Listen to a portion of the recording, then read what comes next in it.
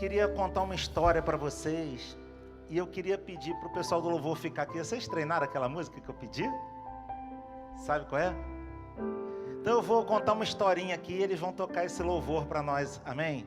É um louvor que eu pedi que tem a ver com a minha palavra. Se vocês quiserem, conta a história. Posso contar a história?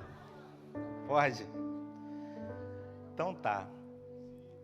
Tinha uma professora de arte, né? Que o aluno estava lá na aula de arte. E aí eles estavam discutindo. A professora estava falando com ele lá sobre a existência de Deus. E aquele aluno, ele era cristão, ele estava falando que Deus criou todas as coisas, que Deus era um Deus maravilhoso que criou. E a professora começou a falar assim: pô, mas você está falando uma coisa atrasada. Você não sabe que teve o Big Bang. Você não sabe que Darwin, você nunca ouviu falar de Darwin, professora de arte, né? Mas estava explicando para ele sobre o Big Bang, sobre Darwin. E aquele aluno começou a ficar incomodado e cada vez mais ela falava alto na sala e ele decidiu ficar quieto, calar a boca. E ele foi para casa. No dia seguinte, aquele aluno chega com uma tela, com uma pintura, né? Era uma professora de arte, né? Professora de arte. Ele chegou com uma tela, com uma pintura. Quando ele tirou a pintura do papel, do plástico, ela viu que era o rosto dela pintado. O rosto dela todo pintado numa tinta vermelha. Uma tinta vermelha, escuro, vermelho claro, vermelho de todos os tons. Uma pintura linda. Eu até pedi para o Hugo botar ali na tela, não sei se ele pegou, que eu botei. Olha só, uma pintura do rosto da professora. E ela viu aquela... Que pintura linda o meu rosto. Eu te inspirei a fazer essa pintura. Que lindo, qual a inspiração que você teve para fazer essa pintura? Aí ele falou assim: não, professora. Eu cheguei em casa depois daquela discussão que nós tivemos aqui na sala. Peguei uma latinha de extrato de tomate. Botei dentro de uma panela de pressão e deixei ela ligada até explodir. Quando ela explodiu, eu tinha colocado um papel perto, fez essa pintura para a senhora. E é o acaso que fez essa coisa linda para a senhora. Não fui eu que pintei. Da mesma maneira que o homem não foi criado por Deus, foi o acaso. Essa pintura eu gostaria de te entregar, que foi o acaso que ele fez.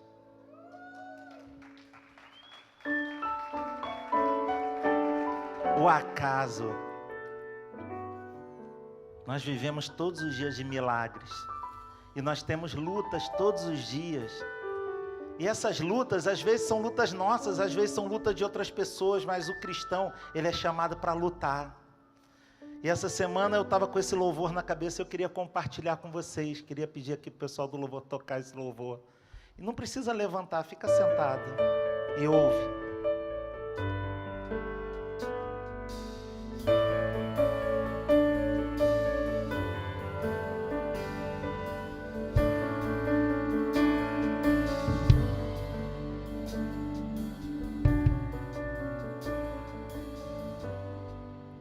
Se tentaram matar os teus sonhos, sufocando o teu coração, se lançaram você numa cova e ferido, perdeu a visão. Se tentaram matar os teus sonhos, sufocando o teu coração, se lançaram você numa cova e ferido, perdeu a visão. Declare: não desista, não pare de ter os sonhos de Deus, jamais vão morrer. Não desista, não pare de lutar, não pare de adorar. Levanta os teus olhos e vê, Deus está restaurando os teus sonhos e a tua visão nessa noite, e a tua visão. Recebe a cura. Fica de pé, irmão, fica de pé. Recebe a visão nessa noite. Recebe a unção. Unção de ousadia. Unção de conquista. Unção de multiplicação na tua vida nessa noite. Recebe a cura. Recebe a cura. Recebe a unção. Unção de ousadia. Unção de conquista. Unção de multiplicação. Recebe a cura nessa noite. Recebe a Recebe a unção, receba a unção, unção de ousadia, unção de conquista, unção de multiplicação. Recebe a recebe a unção, unção de ousadia, unção de conquista, unção de multiplicação. Aleluia. Os sonhos de Deus jamais vão morrer. Os sonhos que Deus te deu jamais vão morrer. Independente das circunstâncias, os sonhos de Deus estão sobre a sua vida. Recebe essa noite a cura. Recebe a cura, recebe essa unção de conquista, em nome de Jesus. Amém. Aleluia. Você pode dar a melhor salva de palmas para o Senhor. Aleluia, aleluia, aleluia. Glória a Deus. Pode se assentar, querido. Nós estamos na campanha essencial, né? O pastor Jaime pregou na terça passada e eu fiquei pensando muito sobre essa palavra essencial, né? O que é essencial para nós vivermos? O que é essencial para nós, né? Talvez, se você pensar como humanidade, o que o homem precisa essencialmente? De ar, comida, água. Tem coisas que são essenciais, né? O homem precisa de Deus. Deus é essencial para nós. E tem uma característica muito predominante nas pessoas que conheceram, se converteram e andam com Deus. Tem uma característica que é comum a todas as pessoas que conheceram, que tiveram uma conversão real, que é a resiliência. A resiliência, eu busquei no dicionário, está escrito assim, olha, é a propriedade de um corpo de recuperar sua forma original após sofrer choque ou deformação. É a capacidade de superar, de recuperar, de se recuperar de adversidade. Você é resiliente? Você é resiliente? Eu sou resiliente. Porque não existe ninguém que não passe por dificuldades. E muitas vezes, se alguém falou para você, pregou o evangelho para você e falou que, não, depois que você se converter, você vai ter uma vida maravilhosa, você nunca mais vai ter problema. Desculpe, querido, mas essa pessoa mentiu para você. Mentiu. Porque nós temos de adversidade. Jesus mesmo falou, no mundo tereis aflições, mas tem de bom ânimo, porque eu venci o mundo.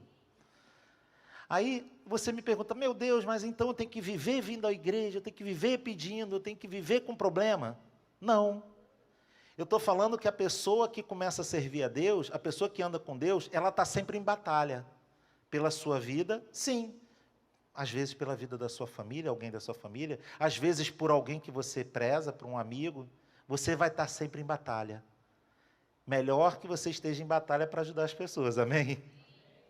E é assim que acontece. A gente se converte, Deus começa a resolver as nossas coisas, e às vezes até não resolve tudo que nós temos que resolver, e Ele começa a nos preparar e começa a colocar uma ansiedade no nosso coração de servir.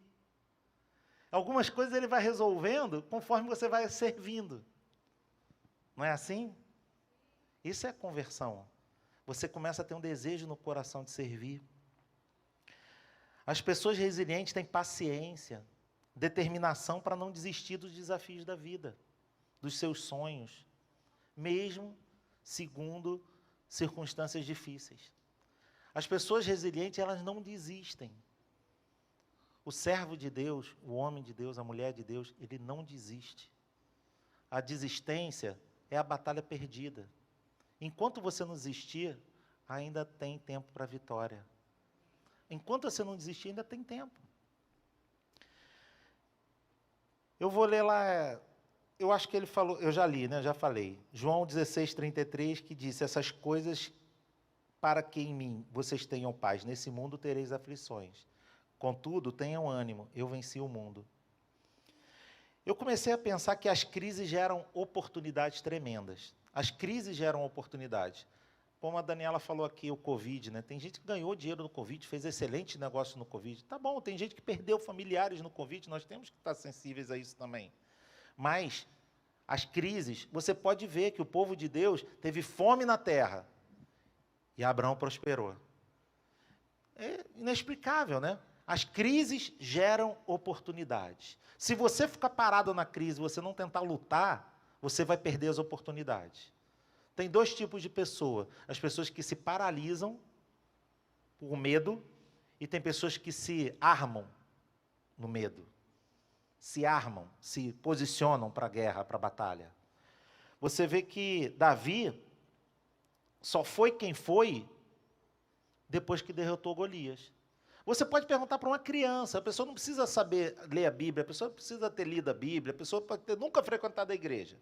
Você pergunta para qualquer pessoa e você fala assim: você já ouviu falar em Davi? Davi e Golias? Ah, já. Com certeza. Quem promoveu Davi foi Golias. Golias foi uma oportunidade para Davi. E é interessante, porque quando você lê sobre isso, né? Abre lá para mim, ali no painel, 1 Samuel 17:31.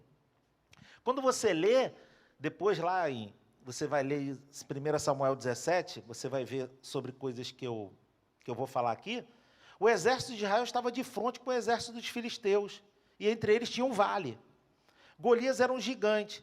Agora, não sei se você sabe que quanto tempo Golias foi lá enfrentar, porque parece que quando você lê rapidamente, você pensa assim: Golias foi lá, enfrentou e Davi se posicionou. Não, esse homem ficou 40 dias, de manhã e de tarde. Golias se levantou do seu exército, ia até o vale e afrontava Israel 40 dias, de manhã e de tarde, 80 vezes. Ele foi 80 vezes. E sabe o que aconteceu? Ninguém aproveitou essa oportunidade. Olha que interessante. Uma oportunidade 80 vezes dada, nenhuma pessoa aproveitou. Por quê? Porque as pessoas confiavam em si, não confiavam em Deus. Quando aparece uma circunstância, um problema, uma dificuldade, uma oportunidade, você pensa assim: eu não posso aproveitar essa oportunidade. Porque você se vê segundo o que você acha que você é. Davi, ele viu uma oportunidade, mas ele não se enxergou. Um menino novo, pequeno, ele não viu isso. Ele viu a oportunidade. E o que acontece conosco? Muitas vezes a gente se acovarda, né? Ele se sentiu ultrajado. Ó, 17:31, eu vou ler do 31 ao 17, do 31 ao 37, coloca ali para mim. As palavras de Davi chegaram aos ouvidos de Saul, que o mandou chamar. Davi disse a Saul: ninguém deve ficar com o coração abatido por causa desse filisteu. Teu servo irá e lutará com ele. Respondeu Saul: você não tem condições de lutar contra esse filisteu. Você é apenas um rapaz, e ele é um guerreiro desde a mocidade. Davi, entretanto, disse a Saul: teu servo toma conta das ovelhas de seu pai. Quando aparece um leão ou um urso, ele leva uma ovelha do rebanho, eu vou atrás dele, dou-lhe golpes e livro a ovelha da sua boca. Quando se vira contra mim, eu o pego pela juba e lhe dou golpes até matá-los. Teu servo pode matar um leão e um urso. Esse filisteu incircunciso será como um deles, pois desafiou os exércitos de Deus vivo. O Senhor que me livrou das garras do leão e das garras do urso, me livrará das mãos desse filisteu. Diante disso, Saul disse a Davi: vá e que o Senhor esteja com você. Gente, sabe o que acontece? Às vezes, quando nós temos dificuldades, problemas, Deus já deu experiências com Ele para nós. Eu não sei se você já teve alguma experiência com Deus, por menor que ela seja. Quando um desafio aparecer para você, você tem que lembrar o que... Eu sei que não é para a gente olhar para o retrovisor, né? Mas você tem que lembrar que Deus já te deu vitória em muitas coisas. Deus já te deu vitória, só de você estar aqui já é uma vitória. Deus já te deu tantas vitórias, essa circunstância vai ser mais uma. E olha o que acontece, o inferno levanta pessoas para falar para você, você não está se vendo, cara. Você não está vendo quem você é. Você não está vendo como você é pequeno. Você não está vendo que o cara é guerreiro. Você não está vendo que o cara é grande. Você não está enxergando. E aí esse homem falou o quê? Eu já tive experiência com Deus. Deus me fez derrotar leão. Deus me fez derrotar urso. Esse filisteu é mais um. E sabe o que acontece? Quando a gente está diante de um desafio, o inferno levanta alguém para falar para a gente que você não vai conseguir. É dessa maneira. O inferno levanta alguém para falar. E pode ser até alguém próximo de nós. Ah, pastor, mas você está falando que a minha mulher então é endemoniada? Você está falando que meu marido é? Você está falando que meu colega de trabalho, meu irmão? Eu não estou falando que é endemoniado. Mas os espíritos demoníacos usam a boca de outras pessoas. Vocês sabiam disso? Fala no ouvidinho e a pessoa repete sem querer. Não é maldade. É opressão, não é possessão. É opressão. A pessoa é oprimida e fala. Amém? Então, que não seja assim. Não use a minha boca em nome de Jesus, nem a sua. Em nome de Jesus. Golias foi a grande oportunidade de Davi. Os seus desafios, problemas, as dificuldades são as oportunidades que você tem para ver os milagres de Deus na sua vida. Olhe para as circunstâncias difíceis como oportunidade. Olhe para as circunstâncias difíceis como oportunidade. Se você olhar para as circunstâncias como derrota, você sempre vai ser um derrotado, estar como derrotado. Jesus viu a crucificação como uma oportunidade de salvação para nós. Não sei se você conhece a história de Esther, né? Muita gente negligencia essa história de Esther. A gente fala pouco também na igreja, né? Mas a história de Esther é linda. Ela tinha casado com o mais poderoso da terra. Ela livrou todos os judeus da morte. Eu não sei se você sabe, mas o livro de Esther tem uma correlação muito grande com Jesus, né? Com o Espírito Santo. Não sei se você sabe isso. Quando você lê o livro de Esther, que é um livro pequeno, dá para você ler num dia. Você tem Assuero, que representa Jesus, que é o rei. Você tem a Vaste, que representa a igreja com atitude errada, que é a mulher dele que é deportada, que é expulsa. Você tem Amã, que representa o reino de Satanás. Amã representa Satanás, que persegue Esther, persegue o povo judeu. Você tem Mordecai e o Hegai, que representa o Espírito Santo. Esther era uma mulher que ela tem uma frase que ela fala com Mordecai, que era seu tio, né? Abre lá para mim, Esther 4, 12 a 16. Eu vou ler do 12 a 16. Então, Esther era uma mulher judia, uma menina formosa, bonita, que quando Vaste, que foi a esposa desse rei, que era o rei da Pérsia, era o homem mais poderoso da terra naquela época, foi expulsa, ele falou que escolheu uma mulher naquele país. E aí várias mulheres se apresentaram, e uma dessas mulheres foi Esther, que era uma judia. Esther foi apresentada para ele, foi escolhida. Então ela se tornou rainha. Só que ela não era uma rainha que tinha poder, ela era uma rainha que morava num harém.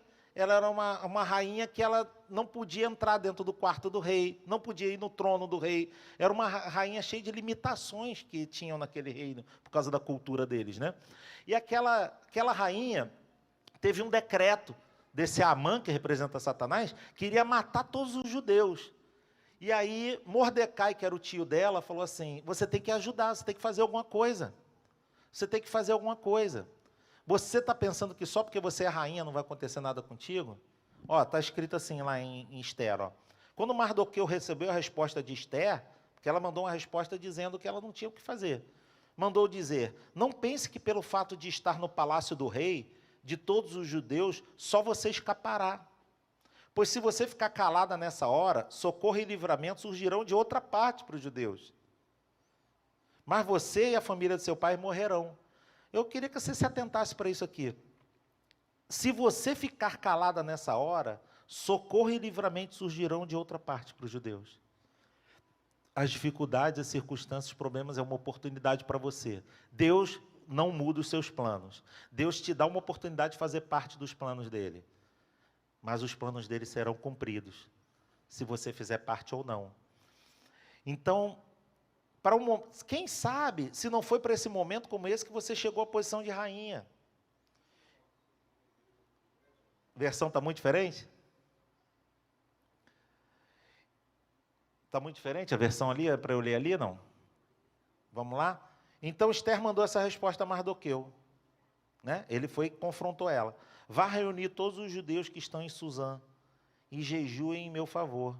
Não comam nem bebam durante 3 dias e 3 noites. Eu e minhas criadas jejuaremos com vocês. Depois disso, irei ao rei, ainda que seja contra a lei. Se eu tiver que morrer, morrerei. Gente, eu não sei se você entende isso, né? Existem coisas na nossa vida que só vão acontecer, só vão funcionar se nós fizermos jejum e oração. Nós temos que batalhar por aquilo. Às vezes nós pensamos assim, eu quero tanto apresentar o evangelho para o meu pai, quero tanto apresentar o evangelho para o meu irmão, eu quero ajudar ele, que ele se converta, vai ser tão bom para ele. E você tenta resolver na lábia, você se esforça, porque você tenta convencer aquela pessoa, como se fosse uma venda, né?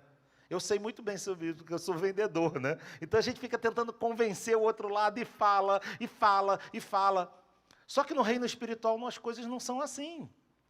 O reino espiritual, quando você jejua, quando você ora, quando você intercede para aquele, você tem um propósito, você ora, você jejua, o céu começa a agir, as coisas começam a funcionar, as circunstâncias começam a mudar, algumas pessoas saem de cena e outras pessoas entram em cena. E aí quando você vai falar do evangelho para essa pessoa vai chegar para você e falar assim, você sabe que lá no meu trabalho, um cara lá que trabalha comigo falou a mesma coisa que você está falando? Deus começa a agir no sobrenatural. As nossas circunstâncias, a nossa batalha, ela não é contra a carne e contra o sangue. A nossa batalha é uma batalha espiritual. É contra principados, potestades, dominadores. Nós temos que orar, nós temos que interceder, nós temos que jejuar, nós temos que batalhar antes de batalhar. Sabe que Davi, ele fez isso. Ele foi para o rio buscar 5 pedras, né? E ali ele teve uma conversa com Deus, teve um encontro com Deus, e ele orou e ele se consagrou. Quando ele foi para a batalha estava vencida. Quando nós precisamos nos consagrar. Esther, ela pagou um preço para entrar na presença do rei, para pedir pelo povo judeu. Ela pagou um preço, esse preço espiritual. E você quer entrar na presença do rei Jesus, e você não acha que tem que pagar um preço. A adoração que a gente faz aqui no louvor, a oração que você faz, o jejum que você faz, se aproximar de Deus, ler a sua palavra, é quando você se aproxima de Deus. Você tem que se aproximar de Deus, você tem que ser íntimo de Deus. A gente só consegue ser íntimo com quem a gente se relaciona. O relacionamento de uma vez por semana é um relacionamento que tem uma certa intimidade. Um relacionamento diário tem outra intimidade, não é isso? Muita gente até fala assim, né? Quer conhecer uma pessoa, viaja com a pessoa, né? Que aí tu vai ver, aluga uma casa e viaja. Aí tu vai deixar o tênis, vai deixar o chulé, aí come a comida, não lava a louça. Você fala, tu era tão legal, cara, que na casa não está legal contigo. Não é assim? Porque você tem intimidade. Uma intimidade com Deus de um culto por semana é uma intimidade com uma pessoa uma vez por semana.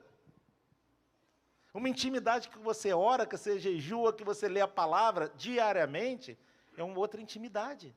Não é isso? É diferente.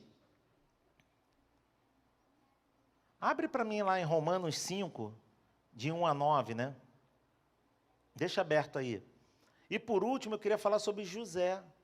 Vocês já conhecem a história de José? Se tem alguém, eu fico pensando assim, Davi, ele foi... acharam que ele não tinha condição, né? Esqueci agora a palavra. Davi menosprezaram ele. Você não vai lutar. Menosprezaram. José foi menosprezado pelos seus irmãos, foi traído pelos seus irmãos. Depois ele foi traído, teve um probleminha lá com a esposa de Potifar, não é? E foi para a prisão. E por último, ainda ele contou o sonho, ele explicou o sonho lá do padeiro, e o padeiro esqueceu dele, lá na prisão. Se tem cara mais injustiçado que José, não tem, né?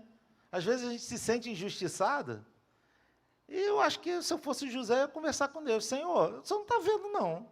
Você não está vendo meu lado, não. Eu fiz tudo certinho, você me deu sonhos, eu não contei para ninguém, eu contei para meus irmãos, para meu pai e para minha mãe. Não pode contar para a família o sonho. Imagina o José conversando com Deus. Aí depois José foi lá na casa de Potifar, não, vou fazer tudo direitinho. Aí a mulher de Potifar queria lá um negocinho com ele. Não, você não pode porque você é esposa do patrão. Então tá bom, vai para a prisão. Eu fiz tudo direitinho, por que me jogaram na prisão? A gente se sente injustiçado muitas vezes. Mas José nunca chegaria a ser governador do Egito se ele não tivesse passado por tudo isso. Ele não teria nem ido para o Egito. Aquela caravana que comprou José estava levando ele para o Egito para ser governador do Egito, mas ele não sabia. Muitas vezes um problema de saúde, muitas vezes um problema financeiro está te levando para um outro patamar e você não sabe. Às vezes um problema de casamento, às vezes um problema de relacionamento está te levando para um outro patamar e você não sabe. Não rejeite as circunstâncias contrárias, usa elas a teu favor. Entenda que são oportunidades de Deus, que Deus lá na frente você vai entender. Usa essas oportunidades. Pastor, você não sabe o que você está falando. Pastor, você não sabe o que você está falando. Eu tive muito problema, tenho muita dificuldade.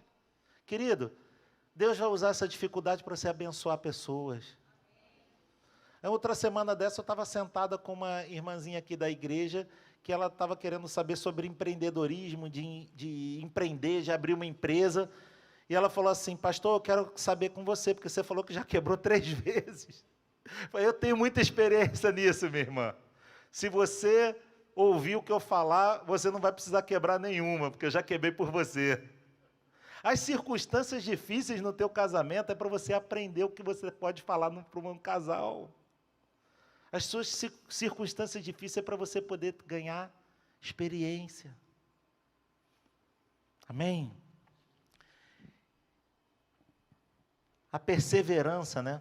Lá em Romanos 5, de 1 a 9, tem escrito assim, tendo sido, pois, justificados pela fé, temos paz com Deus por nosso Senhor Jesus Cristo, pelo qual também temos entrada pela fé a esta graça, na qual estamos firmes e nos gloriamos, na esperança da glória de Deus, na esperança. E não somente isso, mas também nos gloriamos nas tribulações. Paulo está falando que se gloria na tribulação, no problema, sabendo que a tribulação produz a paciência, e a paciência, a experiência, e a experiência, a esperança. A tribulação, ela produz algo produtivo. A tribulação, o problema, ele vai produzir algo produtivo. Parece que eu estou falando é uma loucura, mas não é loucura. Eu fico imaginando os discípulos de Jesus, quando Jesus foi preso, falaram, ele vai ser crucificado. Eles pensaram, foi tudo perdido, a gente perdeu nosso tempo, era mentira. Ele não vai livrar o povo de Roma. Eu acho que eles achavam isso, né? Eles não entenderam, como a gente às vezes não entende a tribulação, o problema.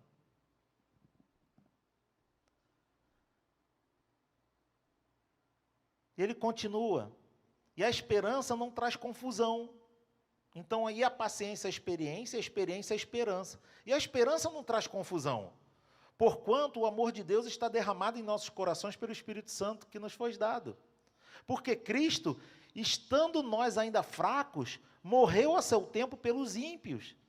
Porque apenas alguém morreria por um justo, pois poderá ser que até pelo bom alguém ouse morrer. Mas Deus prova o seu amor para conosco, em que Cristo morreu por nós, sendo nós ainda pecadores. Logo, muito mais agora, tendo sido justificados pelo seu sangue, seremos por eles salvos da ira. Deus está falando que Jesus, ele morreu quando você andava todo errado, e agora que você está buscando andar com Deus, ele vai te salvar dos problemas, ele vai te salvar da própria ira e das dificuldades. Agora que você não é, que você é justificado por esse sangue. Não é justificado pelo que você faz, é justificado pela fé que você tem nesse Cristo que morreu por você. É isso. Sabe que José, ele passou por tudo aquilo, né? Ele passou por esses problemas, ele foi preso, e ele chegou lá governador. Eu acho que o maior milagre que teve na vida de José não foi ele ter deixado de ser escravo, não foi ele ter saído da prisão, e nem foi ele ser governador. Tudo isso foi um milagre sobrenatural, mas nada disso foi o maior milagre de José. O maior milagre de José foi quando ele encontrou com seus irmãos e ele os perdoou. O maior milagre na vida de José foi quando ele perdoou os seus irmãos. E ali, quando ele perdoou os seus irmãos, ele teve uma oportunidade tremenda, porque ele perdoou seus irmãos, e ele falou, agora manda trazer o pai. E o pai veio e lhe deu uma bênção. Queria chamar o louvor para vir para cá. Ele deu uma bênção. E a bênção é a bênção de quem nunca desistiu. A bênção foi o prêmio de quem nunca desistiu. A bênção foi o que José recebeu por nunca ter abandonado os sonhos de Deus. Por isso é que eu vou ter que pedir para tocar esse louvor. Porque os sonhos de Deus jamais podem morrer. Você pode andar nos caminhos que você for, e os propósitos de Deus te perseguem. E você pensa assim, não, agora eu não quero mais fazer isso. Agora eu não quero mais isso. E aí você para de fazer algumas coisas. Daqui a pouco os sonhos de Deus começam a brotar de novo no teu coração. As coisas começam a acontecer de novo. Eu desisto. Eu desisto disso. Não vou mais lutar por isso. Não vou mais lutar por isso. Não vou nem mais orar por isso. Cansei. Aí você vem num culto desse de terça-feira e você vê aquele pastor gordinho, barbudo, falar para você, não desiste dos sonhos de Deus. Aí você vem num culto que não era nem para você estar aqui, porque hoje estava meio chuvoso, amanhã é feriado. A igreja está até vazia, vai ter o evento das crianças, veio pouca gente, tiraram as cadeiras do fundo, botaram aqui. Sei nem o que eu estou fazendo aqui. Aí Deus te trouxe aqui para falar que você tem que reavivar os sonhos que Ele já te deu. Sonhos de milagres. Porque eu fico imaginando aquele homem lá, na beira do tanque, esperando há muitos anos. Muitos anos passaram. Um dia chegou Jesus lá e teve um milagre. Eu fico imaginando aquela mulher do fluxo de sangue, que gastou todo o dinheiro dela, muitos anos. Jesus estava passando, ela tocou nas vestes de Jesus. E ela foi curada. Eu fico imaginando dos cegos, fico imaginando dos leprosos. E eu fico pensando e falando com Deus, Senhor, esse tempo de hoje é o mesmo tempo para ti. Você é o mesmo Deus. E você está aqui hoje. E esses milagres não são nada para ti. Quanto mais os meus problemas, as minhas circunstâncias não são nada. Eu não sei se você pensa como eu,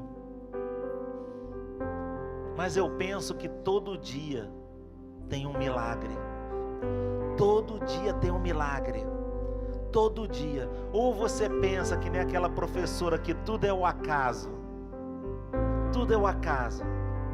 Ou você pensa que tudo é um milagre. Tudo é um milagre. Hoje você vai sair daqui, você vai apertar a mão de uma pessoa, isso é um milagre. Hoje você pode receber um telefonema, um e-mail, uma mensagem pelo Instagram, e isso é um milagre. Hoje pode acontecer, ainda hoje, até 24 horas, pode acontecer alguma circunstância. Pode acontecer algo. Isso é um milagre. Você não sabe, mas talvez você vindo para cá, você teve um livramento. Isso é um milagre. A nossa vida ou é um milagre ou é acaso. Eu decido que seja um milagre. Você decide que seja um milagre? Fica de pé. Vamos cantar esse louvor. E eu queria que você saísse daqui hoje com esse louvor fluindo. Você vá dormir, você fique pensando nos sonhos de Deus. E se você não tem sonhos, você não tem propósitos, nós vamos orar. E hoje você vai sair daqui com sonhos de Deus para a sua vida, em nome de Jesus.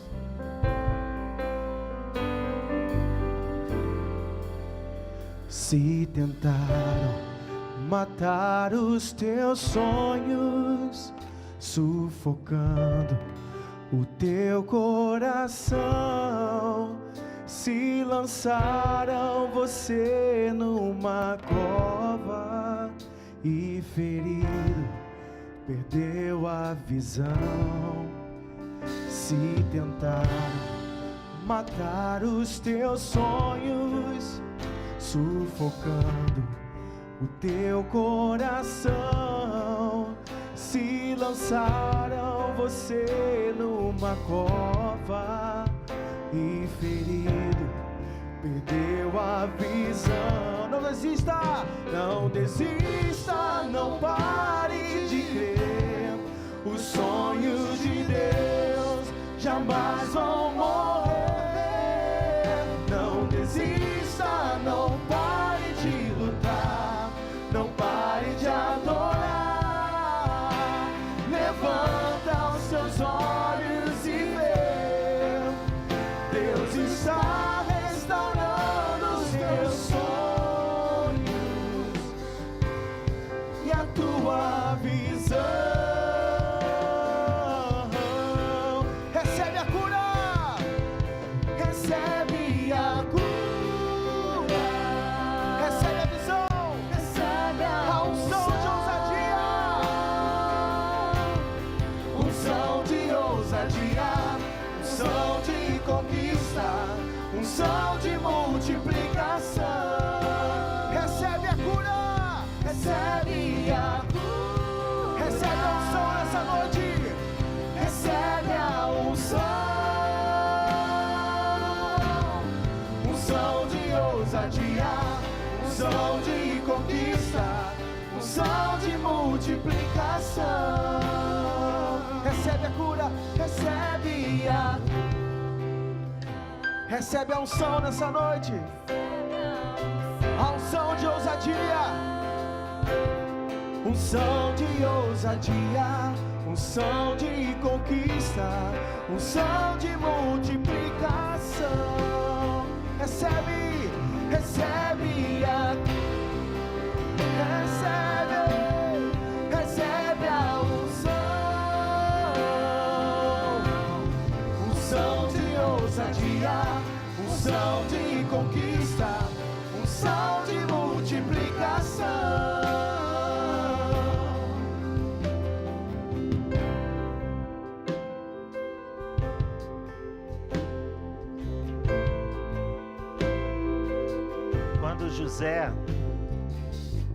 Quando José trouxe seu pai, depois de todas essas circunstâncias adversas, todas as dificuldades, e ele traz seu pai, e ele encontra com seu pai fora do palácio do Egito. Ele encontra com seu pai dentro de uma tenda, e seu pai profere bênçãos sobre seus filhos. Depois ele profere bênçãos sobre os próprios filhos. E ele começa por José. E eu quero ler essa bênção, que essa bênção é para você.